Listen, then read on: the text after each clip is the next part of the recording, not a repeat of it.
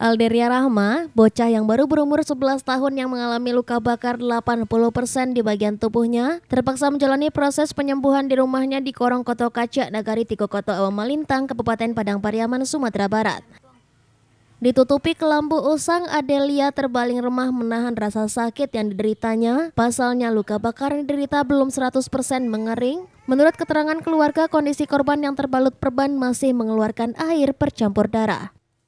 Kejadian naas berawal dari adanya kegiatan gotong royong di sekolahnya pada tanggal 23 Februari lalu. Namun entah kenapa, salah seorang temannya menyiramkan minyak bensin kepadanya karena adanya angin kencang, api yang menyala menyambar tubuh korban.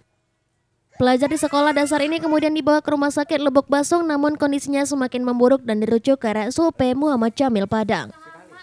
Setelah dirawat sekitar 1 bulan, Aldelia disuruh pulang karena dianggap sudah membaik, padahal kondisinya saat ini masih membutuhkan perawatan yang intensif dan saat ini korban terpaksa dirawat di rumah dengan kondisi yang cukup memprihatinkan. Selain menderita akibat luka bakar, Aldelia saat ini juga dinyatakan mengalami gizi buruk akibat asupan gizi yang kurang karena keluarganya termasuk keluarga yang kurang mampu.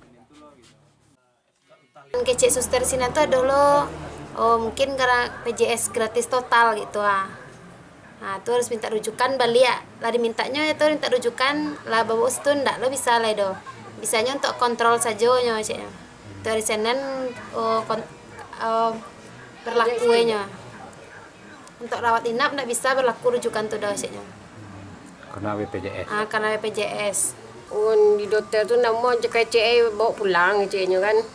Tadi di Pahilo ke Pariaman karena ke Padang ndak lo apa dah. Jamilnya nak mau merawat Bu. Ya. Alasannya Bu? Alasannya ceknya lama siap cek. Lancar kuliah cek.